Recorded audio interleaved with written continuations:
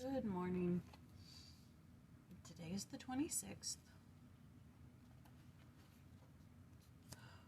All right. For the Lord your God is gracious and merciful, and will not turn away his face from you, if you return unto him. 2 Chronicles 39. God's love for us is constant and will not diminish. His arm is forever stretched out to his children, but he cannot rescue us from painful consequences of wrong choices. He is a God of justice and chastisement. Did I read that yesterday? I don't know. But he is also a God of perfect mercy and grace, a caring Redeemer who saves us from sin, suffering, death through his infinite atonement. The Lord does not hold grudges or withhold love, compassion, and forgiveness for those who are meek and repentant. He has promised, "Draw near unto me, and I will draw near unto you. Seek me diligently, and ye shall find. Ask, and ye shall receive. Knock, and it shall be opened unto you." Friday, the 27th. What the heck am I doing? Oh, goodness. I must be tired. Okay. Today is the 27th. For there be more with us than with him.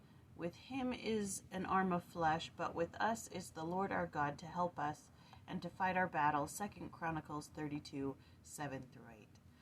As we face the challenges of life, we must remember the biblical words, "Be strong and courageous, be not afraid nor dismayed for the king of Assyria, nor for all the multitude that is with him."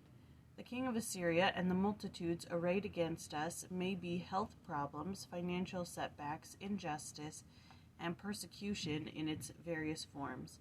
Also arrayed against us are the forces of evil in the world, which are escalating their efforts to destroy virtue in the land and faith in the Lord. But if we are soft-hearted, if we are steadfast and immovable in keeping our covenants, the Lord and all the faithful stand ready to sustain us.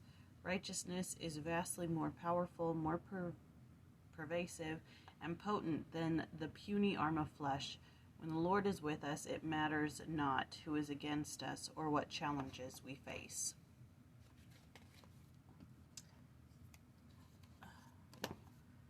All right.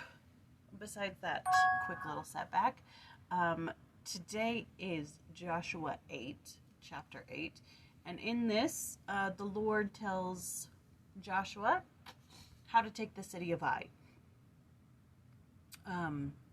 He says, lay an ambush. So what happens is the hosts of Israel go up to the city of Ai.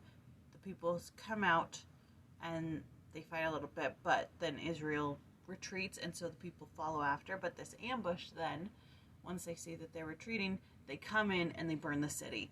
And so the people of Ai have no place to go, and then Israel comes back and they slay them, and they hang the king on a tree, and then lay him at the gate after he's dead, pile rocks on him, and it's a land of desolation to this day, the scriptures say.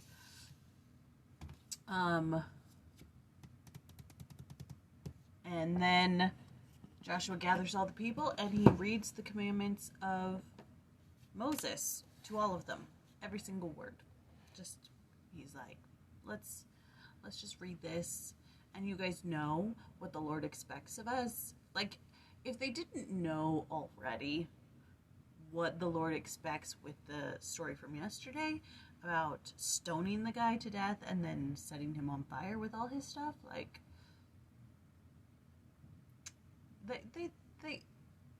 they need to know. Yeah. All right. So we've only got one little thing here for chapter 8, which is verses 30-35. Undoubtedly, Joshua followed precisely the earlier instructions of Moses in the performance of this great outdoor pageant. For the record indicates there was not a word of all that Moses commanded which Joshua read not before all the congregation of Israel. Part of the present town of Nablus is located in the small valley between towering Ebal, the Mount of Cursing, and Gerizim, the Mount of Blessing. Mount Gerizim subsequently became the holy mountain for the northern tribes and was still revered as such by the Samaritans at the time Jesus visited there. The modern Samaritans still celebrate the Passover on top of Mount Gerizim.